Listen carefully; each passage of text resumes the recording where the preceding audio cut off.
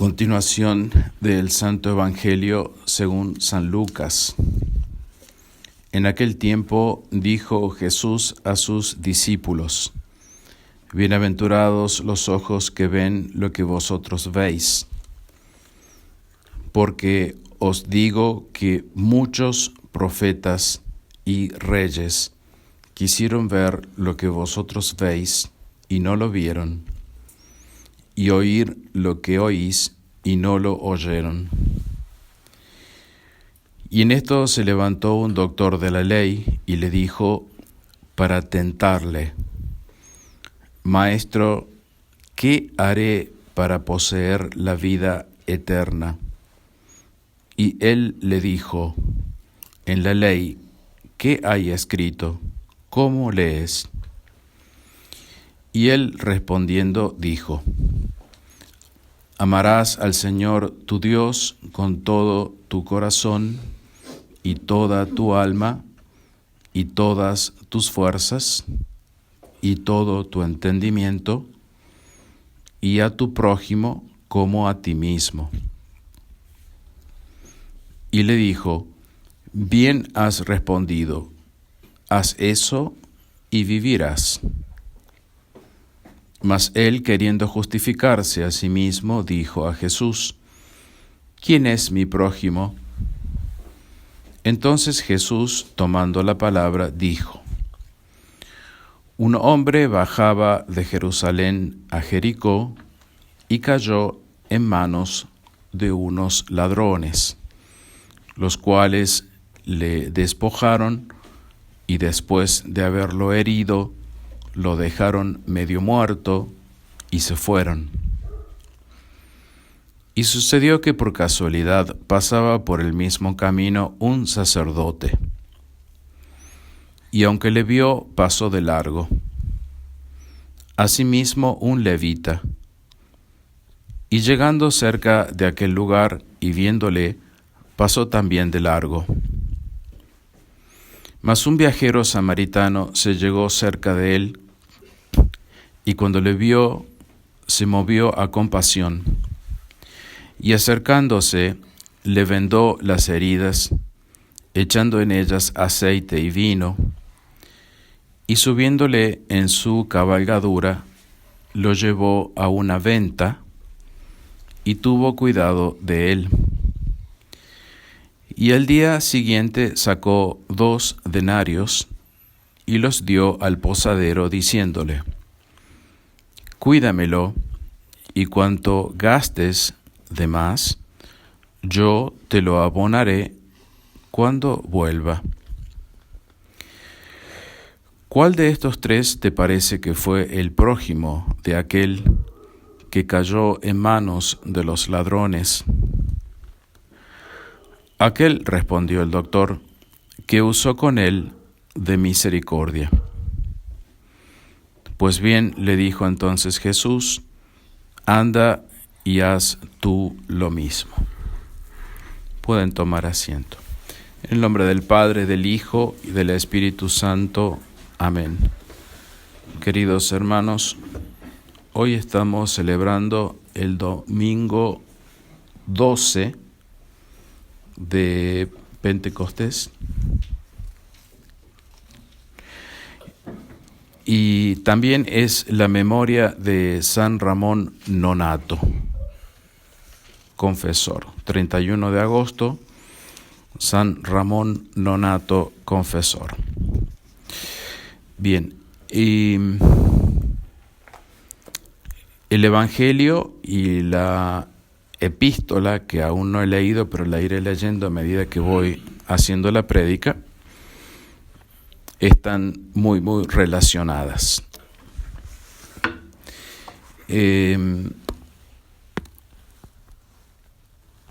La letra mata, mas el espíritu vivifica.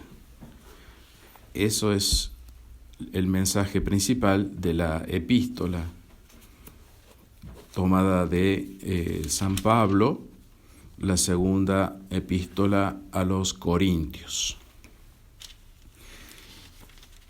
Pero la Santa Misa de hoy comienza con un grito de auxilio a Dios. Es el introito de la Santa Misa, que está basado en el Salmo 69. Oh Dios, ven a mi socorro. Señor, corre a ayudarme. Confusos y avergonzados queden mis enemigos que me persiguen a muerte. ¿No? Es Jesús el que está hablando. Y continúa: huyan escapados y sean confundidos los que maquinan mi perdición.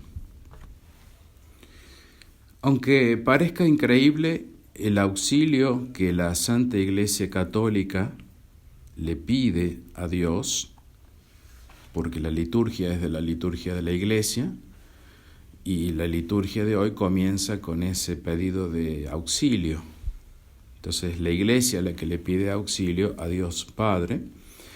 Digo, aunque parezca increíble este auxilio que le pide este auxilio por la persecución y la maquinación, como dice el Salmo 69 que acabo de leer, de los enemigos que tiene en sus mismas filas y que la están corroyendo por dentro. Entonces la Iglesia tiene enemigos, en sus mismas filas, y la Iglesia pide a gritos auxilio, socorro, ayúdame a Dios Padre. Lo mínimo que queda de la Iglesia, humanamente hablando, porque la Iglesia no puede disminuir, no puede quedar reducida a la nada. Siempre que nos referimos a la Iglesia es humanamente hablando, está infectado de enemigos que la persiguen a muerte. Y en realidad persiguen a nuestro Señor Jesucristo en sus miembros fieles. Los miembros fieles son perseguidos por causa de Jesucristo. Y maquinan su perdición. Así dice el Salmo. La perdición de nuestro Señor Jesucristo. ¿Puede nuestro Señor Jesucristo perderse? Ciertamente que nuestro Señor Jesucristo no puede perderse, pero sí hablan de la perdición de nuestro Señor, la perdición de las almas fieles al cuerpo místico de nuestro Señor. Se quiere que las almas fieles, que son del cuerpo místico de nuestro Señor Jesucristo, se pierdan. Eso lo dice claramente entonces el Salmo, que lo vuelvo a leer, es muy fuerte. Oh Dios, ven a mi socorro, Señor, corre a ayudarme. Confusos y avergonzados queden mis enemigos, los enemigos de Jesús, que me persiguen a muerte. Huyan escapados y sean confundidos los que maquinan mi perdición. ¿Y cuál es el modus operandi de estos enemigos que están dentro de la Iglesia? El Evangelio de hoy nos presenta el estado calamitoso en que los enemigos han dejado a la Iglesia Católica, humanamente hablando, ciertamente porque las puertas del infierno no pueden prevalecer sobre ella. Un hombre en una mala situación en el camino a Jericó, como leemos en el Evangelio, es figura de ese estado calamitoso en el que se encuentra la Iglesia Católica, por causa de sus enemigos. Como este hombre, la Iglesia también ha sido asaltada, despojada, herida y dejada media muerte, pues cayó en manos de ladrones que la despojaron, la hirieron y la dejaron media muerta.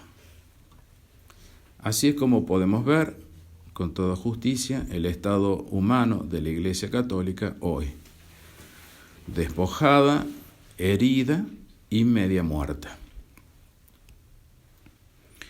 Un sacerdote, al ver a este hombre malherido, arrojado en el camino, pasó de largo. Y un levita también, como leímos en el Evangelio, San Lucas 10, 31, 32. Un sacerdote y un levita eran, en el Antiguo Testamento, los personajes importantes de la religión. Y se comportaron, con respecto a este hombre que estaba en el camino, como enemigos de un pobre hombre malherido. Asimismo, los personajes importantes de la Iglesia Católica hoy se comportan con ella como enemigos. Ella está arrojada sobre el camino, malherida, medio muerta, y los personajes importantes de la Iglesia se comportan como enemigos. ¿Y por qué digo que se comportan como enemigos? Porque no tienen compasión con la Iglesia. El mal parado doctor de la ley del Evangelio de hoy se justificó ante Jesús para tentarle, no para conocer la verdad, ciertamente. Su mala intención es hacerle la pregunta para que caiga en una trampa, no porque estaba interesado en una respuesta para conocer la verdad. El conflicto cerebral de este hombre, de este doctor de la ley, pues tiene un conflicto cerebral de tergiversar las cosas. Nuestro Señor lo usó de ejemplo con el que compuso la parábola de hoy para ilustrarnos sobre el comportamiento hipócrita y religioso de los hombres de iglesia. La hipocresía religiosa o la religiosidad hipócrita, como prefieran. El doctor de la ley conocía al dedillo la ley, pues hemos escuchado en el Evangelio que le contesta inmediatamente todo el primer mandamiento: amarás a Dios, y al prójimo como a ti mismo. Y sin embargo se atreve a tentarle a nuestro Señor Jesucristo preguntándole sobre quién es el prójimo, de quién habla la ley. Amarás al Señor tu Dios con todo tu corazón y a tu prójimo como a ti mismo. Y la respuesta sobre quién es el prójimo es de sentido común. No hay que hacer esa pregunta. Un tonto haría esa pregunta. El prójimo es todo aquel que raye la naturaleza humana, todo aquel con quien me tropiece. Todo el que sea de la naturaleza humana es mi prójimo. Y punto. No hay más discusión. Si se limita al prójimo al círculo de amigos, familiares y conocidos, y si se descarta a los demás, evidentemente lo que se está haciendo allí es una falsificación de la ley. Cuando Dios dice, llamarás a tu prójimo como a ti mismo. Si yo me pongo a limitar la palabra o el alcance de la palabra prójimo, estoy falsificando, estoy tergiversando lo que Dios intentó decirme con esa ley o lo que Dios quiere con esa ley. Y eso era lo que hacía el fariseísmo. Modificaba palabras o alcance de palabras o actitudes de modo tal de acomodarlas a sus conveniencias. Entonces yo a la palabra prójimo le puedo dar un cierto límite y la acomodo a mi conveniencia. No, para mí mi prójimo es solamente este grupito de personas que están hoy aquí sentados en esta Santa Misa. Y el resto no es mi prójimo y no lo ayudo. Y punto. O sea, soy yo el que determino la ley. La ley queda, por así decirlo, letra muerta. La ley que dio Dios queda como letra muerta, sin efecto, sin espíritu, porque es tocada o trastocada o tergiversada en su esencia. Por una conveniencia humana se puede llegar a hacer eso, esa maldad de tergiversar la ley. Pues bien, este es entonces el modus operandi de estos hombres que son enemigos de la Iglesia. tanto ya en el Antiguo Testamento como en el Nuevo Testamento, ahora más que nunca. Hacer cumplir a rajatabla la ley en cuanto a su letra, no, hay que amar al prójimo, ciertamente, eso es indiscutible, pero sin considerar su espíritu para su aplicación. Y así, cuando la ley es usada para otros fines y con otro espíritu distinto del que debe animarla, ésta se corrompe y se convierte en algo nocivo. Y la ley muerta, la ley corrompida, pudre la religión. Y la religión se transforma en una secta. Vuelvo a poner el ejemplo. Si yo limito prójimo, entonces el prójimo es el que pertenece a esa secta y nadie más. Y así transformo la religión, que es algo general, en una secta, en algo partidario. Y se transforma en una secta, pues se la sigue por imposición, porque se impone esa religión, y se la sigue por costumbre, porque todos mis conocidos vienen a esa religión por costumbre, y hasta por coerción de la autoridad o manipulación de esa secta, de la autoridad de esa secta. Porque es como que se le obliga a la gente a seguir ese cierto comportamiento. Y no se sigue la religión por espíritu o por libertad de espíritu, que es el verdadero motivo por el cual hay que seguir la religión. Así, el judaísmo es la podredumbre de la ley de Moisés, o la tergiversación de la ley de Moisés, que se vivía según la letra, pero no según el espíritu de esa letra. Así, el modernismo es la corrupción de la ley del Evangelio. La tergiversación de la ley del Evangelio es lo que se está viviendo a partir del Vaticano II, allí en esa secta, Vaticano II, y también la tergiversación de la verdadera doctrina del catolicismo lleva a vivir de una manera sectaria o a ser una secta dentro de la misma tradición. La gracia de Dios es vuelta en nada, la caridad también. Quien no se asocie y se adhiere a la secta, obviamente no es mi prójimo. La actitud de sectarismo limita la acción de la ley del amor a Dios y al prójimo, que hemos escuchado en el Evangelio de hoy, pues la ata a la letra, como por ejemplo poniéndole condiciones al amor. Poniéndole condiciones al amor. Si no es mi amigo, yo no lo ayudo.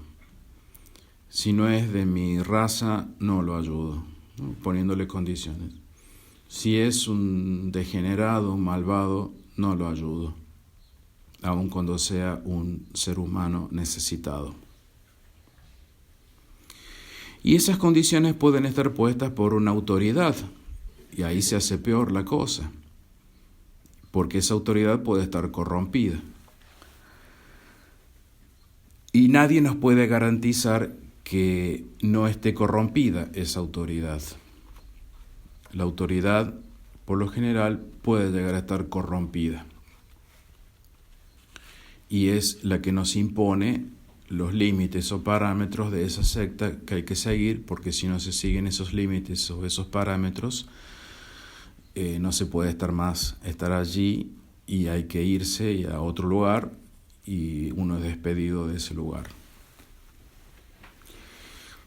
Peor que los judíos y que los fariseos del Antiguo Testamento son los fariseos del Nuevo Testamento, hombres de iglesia que están en la iglesia sin el verdadero espíritu de verdad, de bien y de justicia. Es decir, no se aplica la ley del Evangelio según la verdad, según el bien y según la justicia. Y así se corrompe y se llega a formar una secta. Y eso es una gran injusticia para todos, para todo el catolicismo. ¿De qué nos sirve cumplir la ley a la letra cuando nos falta lo que nutre a la letra, que es el Espíritu que vivifica, y sobre todo el Espíritu de Cristo, que es la verdad y la caridad encarnada? Pues bien, vuelvo a repetir, por no poner o no hacer que se viva la ley del Evangelio, que está bien hacer vivir según la ley del Evangelio, pero según la verdad y la caridad, esa ley del Evangelio, por más que sea del Evangelio, se corrompe y se transforma en una secta.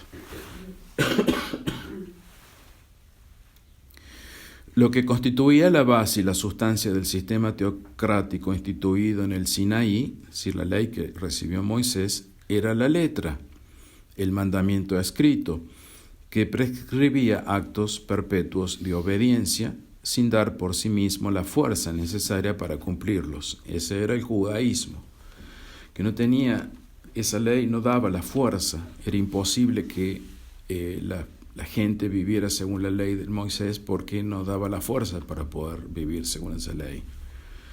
Por el contrario, en la nueva alianza, la de nuestro Señor Jesucristo, el Espíritu de Dios se comunica a los cristianos como un principio vivo y vivificante que los transforma, los regenera y les facilita la vida. Porque el que vive bien el Evangelio y vive según los sacramentos y vive fiel a Dios, fiel a la gracia, tiene una fuerza extra que no la tiene o no la tenía, por ejemplo, el judaísmo, no la tiene nadie. Tiene como la fuerza de Dios, la gracia de Dios para poder vivir la ley de Dios. O sea, la ley de Dios no se puede vivir si uno no tiene esa gracia de Dios, esa fuerza extra, por así decir. No se puede vivir con las propias solas fuerzas, sino que se vive con las fuerzas que vienen de Dios. Aunque buena en sí misma, la ley mosaica producía a menudo la muerte espiritual, al fomentar la rebelión mediante sus numerosos mandatos. Eran tantos los mandatos que tenían que cumplir en el Antiguo Testamento que caían colapsados, evidentemente. No podían cumplir, o cumplían uno sí, el otro no, en fin. Y fomentaba eso la rebelión, porque cuando uno vive ahogado así, fomentado por mandamientos, termina colapsando en rebelión, difíciles de cumplir, mientras que el Espíritu Divino comunica a los cristianos desde el principio la plenitud de la vida moral y más tarde la vida eterna. Bien, entonces esa es la diferencia entre el Antiguo Testamento y el Nuevo Testamento, entre una ley y la otra. Una ley que impone una ley material, simplemente imposible de cumplir porque no da la fuerza, y otra ley que es una ley del amor, que sí, con su espíritu y bien vivida, da la fuerza para poder cumplirla. Solo un samaritano que no pertenecía a la religión, un hombre sin importancia y despreciado por los judíos, tuvo compasión del judío arrojado malherido en el camino y se acercó a ayudarle. A él, siendo un samaritano y siendo que los samaritanos no se hablaban con los judíos, no le importó que el necesitado fuera un judío. No se impuso a sí mismo una condición para ayudarlo, como hicieron los otros. No sabemos qué condición se impusieron, pero ciertamente se impusieron una condición. Por eso hicieron, como decimos, la vista gorda. No, es como que no lo vieron y siguieron de largo. Este samaritano seguía la ley del amor al prójimo según el espíritu de la ley y no según la materialidad de la ley que mata, no según la letra de la ley. Al sacerdote y al levita, vaya uno a saber por qué, los mató la letra de la ley y siguieron de largo. No sabemos los motivos por los cuales siguieron de largo, pero siguieron de largo. Dijeron, a este no me conviene ayudarlo ahora y no lo puedo ayudar y no lo voy a ayudar y sigo de largo. El que siguió el espíritu de la ley le vendó las heridas al pobre hombre y lo puso bajo el cuidado del posadero.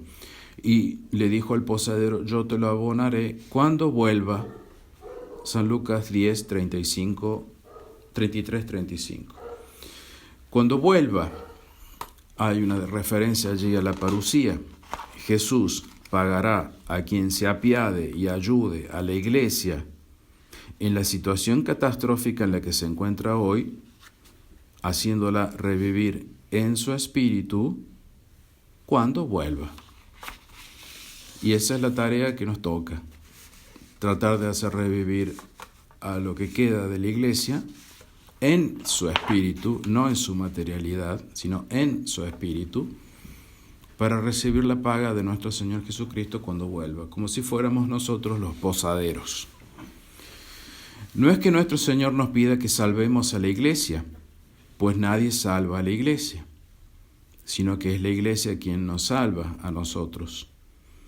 Nuestro Señor nos pide compasión y caridad para con la iglesia. Compasión y caridad para con la iglesia, que es lo que tuvo este samaritano con este hombre malherido. Y según la libertad que da el Espíritu, no por coerción ni por vano interés, que es letra muerta. Nuestro Señor nos pide compasión y caridad para con la iglesia, es decir, portarnos bien con la iglesia, tratando de ser santos, viviendo la ley del Evangelio en toda su libertad, en toda su espiritualidad, y no según la letra, y no según una hipocresía, como se vive en muchas partes y sobre todo en muchos grupos tradicionalistas que viven según una hipocresía. Pide nuestra libertad de espíritu para el mantenimiento de la iglesia, hasta que Él vuelva. El mantenimiento humanamente hablando, porque la iglesia puede subsistir por sí sola, sin que estemos ninguno de nosotros, porque es divina. Y las puertas del infierno, como ya dijimos, no van a prevalecer sobre ella. Pero humanamente hablando, pide su mantenimiento, hasta que en su designio divino, en los últimos tiempos, cuando Él vuelva, definitivamente erradique el mal de ella, erradique el mal de la iglesia. Y nos pide que confiemos en Él. Y aquí viene la epístola de hoy. Esta confianza que tenemos en Cristo, dice San Pablo, para con Dios, no es porque seamos capaces por nosotros mismos, sino que nuestra capacidad nos viene de Dios. 2 Corintios 3, 4, 5. Tenemos la capacidad para poder mantener la iglesia en su mínima expresión, espiritualmente hablando, no materialmente hablando, sino espiritualmente hablando. ¿Por qué? Porque esa capacidad nos viene de Dios. Como enseña San Pablo, Dios nos da esa capacidad para poder enfrentar la situación de la iglesia con libertad de espíritu y no con la letra que mata. No nos hace falta tergiversar la letra o manipular la letra y para que se actúe con una cierta hipocresía y se parezca que sea algo católico. No nos hace falta eso, sino que tenemos que vivir el Evangelio simplemente, así de simple, con libertad de espíritu. Y vuelvo a leer lo que dice San Pablo, que continúa en su carta a los Corintios. Es Dios quien nos ha hecho idóneos para ser ministros del Nuevo Testamento. No nos ha hecho idóneos para ser ministros de otro testamento como el Antiguo, o para que nosotros le echemos un barniz al Nuevo Testamento, un barniz de hipocresía, para que se parezca católico y no lo sea. Nos ha hecho idóneos para poder vivir ciertamente la ley del Evangelio, sin tener que presentarla ni modificarla según nuestros caprichos o nuestras necesidades. Nos ha hecho idóneos, no de la letra, sino del espíritu. Por eso a la gente no tenemos que darle la letra, sino el espíritu. Ayudarla a que viva la ley del Evangelio según el espíritu, no según la letra. Por eso, confusos y avergonzados queden los enemigos que nos persiguen a muerte y nos persiguen con la letra que mata. O sea, ¿cómo nos persigue el enemigo? Nos persigue con la letra que mata. Hay que hacer esto, sí o sí. Aun cuando las condiciones no lo permitan, los ejemplos pueden ser millones, pero se impone la letra más que imponer el espíritu, o más que dejar la libertad de espíritu, mejor dicho. Ese es el modus operandi del anticristo, imponer la letra que mata.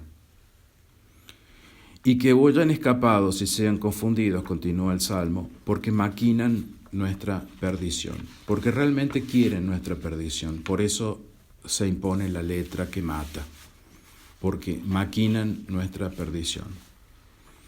Los primeros cristianos no podían salir a las calles, no salían de las catacumbas. En la época de los romanos, estamos hablando de los primeros siglos, porque estaban acorralados en las catacumbas, no podían ellos salir libremente a la calle. Y anhelaban, viviendo encerrados allí en ese lúgubre lugar, ardientemente la venida de nuestro Señor, aunque ellos, obviamente sin saberlo, no estaban ni remotamente cerca de los últimos tiempos. Por gracia de Dios tuve la fortuna de visitar las catacumbas de Roma, y realmente es muy, muy interesante. Son laberintos, kilómetros y kilómetros de calles y pasadizos por debajo de la tierra, todo oscuro, lleno de altares. Realmente algo muy maravilloso de verlos, cómo vivían, encerrados debajo de la tierra, digamos, debajo de las colinas. Nosotros hoy, como ellos, estamos también en las catacumbas de nuestros garajes, aunque a diferencia de ellos, estamos en los últimos tiempos. Ellos estaban en las catacumbas, pero no en los últimos tiempos. Nosotros estamos en las catacumbas, pero sí estamos en los últimos tiempos. Ellos estaban en las catacumbas, pero no en el tiempo. Nosotros estamos en las catacumbas como ellos, pero en el tiempo. Y ahora que estamos en el tiempo, no tenemos las agallas que ellos tuvieron para pedir su venida, aun cuando todavía no era el tiempo. ¡Qué ironía!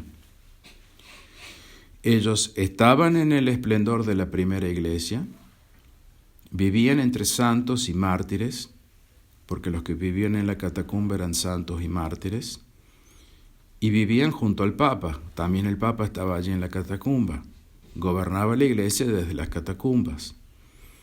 Tenían todo este apoyo, menos el tiempo.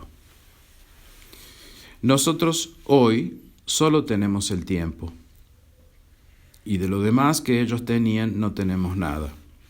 No vivimos en el esplendor de la iglesia, ni vivimos entre santos ni mártires, ni tenemos papa. Estamos arrojados, apaleados, heridos, mutilados, maltratados en el camino, como el hombre que se dirigía a Jericó, rodeados de gente paralizada de miedo por cumplir la ley o la letra de la ley que mata, rodeados de gente sin espíritu, pero sí deseosa de cumplir una ley que mata, y rodeados de ciegos que guían a otros ciegos, porque siguen la letra y no siguen el espíritu. Y esa es nuestra triste realidad. Cada uno agarra la batuta por su lado y le da para adelante. Y al más avesado le siguen por detrás como si fuera una autoridad. Y así andamos. La letra se ha quedado vacía de espíritu. Sin el espíritu de nada sirve la verdadera doctrina.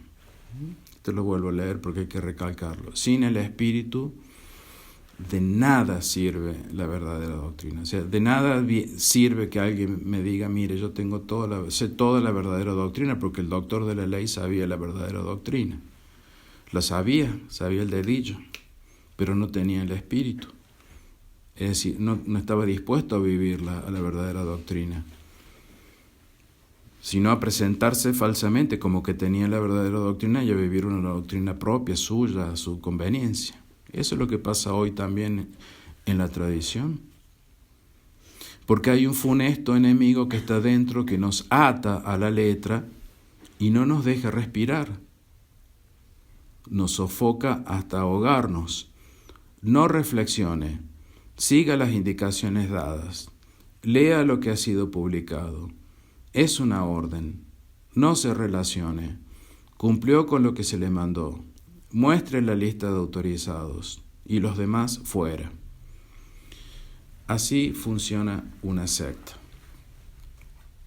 Y así es el fariseísmo. El avesado doctor de la ley conocía muy bien la letra de la ley. Bien has respondido, haz eso y vivirás, le dijo Jesús. Pero conocía la letra de la ley, no conocía el Espíritu. No vivía la ley según el Espíritu. ¿Cuál crees entonces que es el prójimo? El que usó misericordia, le respondió el doctor de la ley a Jesús. Pues bien, anda y haz tú lo mismo, le corrigió indicándole el espíritu de la ley. Evidentemente toda la ley al pie de la letra, aplicada sin el espíritu de justicia y de verdad, mata. La ley antigua no era mala, mostraba el pecado, pero no vivificaba, porque no podían cumplirla. Por eso era un misterio de condenación, una ley que mataba, que no vivificaba, por la falta de aplicación de cumplimiento. Como también puede pasar con la ley del Evangelio, y de hecho está pasando. O no se cumple, o se la aplica mal. Pero la ley, para que sea ley, tiene que ser justa y ordenada al bien común. Si no, es ley injusta y por lo tanto no es ley. No existe una ley injusta. O es ley o no es ley. Dice Santo Tomás, luego nadie está obligado a obedecer algo que sea injusto, porque no es ley. Lo injusto no puede ser ley. Y para tomar esta actitud hace falta tener libertad de espíritu y recta doctrina. Y eso es lo que conforman las sectas. Cuando la pobre gente confundida se limita a obedecer lo injusto. Cuando se le impone lo injusto, pobre gente, y lo obedecen por temor a desobedecer. Es decir, muy leales, no quieren desobedecer y eso está bien, pero no tienen la capacidad, no tienen la gracia suficiente para decirse a sí mismos que no deben obedecer lo injusto. Así funcionan las sectas. La ley tiene que ser aplicada en el bien y la verdad y la justicia. Una ley mal aplicada se desvirtúa y se corrompe. Sin caridad ni justicia no hay ley ni obediencia. No es como se dice comúnmente, lo dice la ley y se acabó. Entonces, como dicen algunas personas cuando uno va a unas capillas, lo dice la autoridad y se acabó. No es así, mucho cuidado, porque la autoridad puede estar corrompida, puede equivocarse. Hay leyes que no son leyes porque son injustas por sí mismas y por lo tanto no son leyes, como ya dijimos, y por lo tanto no exigen obediencia. Son aparentemente legales porque están conforme a la legalidad, conforme a la letra, conforme a la materialidad de la ley. En eso es impecable la ley, pero no son conforme al espíritu que las debe animar, porque el espíritu que las anima no es el cristiano. Culminamos con la oración colecta de esta Santa Misa. Oh Dios omnipotente y misericordioso, a cuya munificencia se debe el que tú seas digna y loablemente servido por tus fieles, danos por favor la gracia de correr sin tropiezo a la consecución de tus promesas. ¿Cuál no debe ser la santidad de nuestra conducta y piedad para esperar y apresurar la parucía del día del Señor? Nos dice San Pedro. Y en adelante me está reservada la corona de justicia que me dará el Señor, el justo juez, en aquel día, y no solo a mí, sino a todos los que hayan amado su venida, nos dice San Pablo. En el nombre del Padre, del Hijo y del Espíritu Santo. Amén. Ven, Señor Jesús, ven pronto, concédenos la gracia de amar tu venida.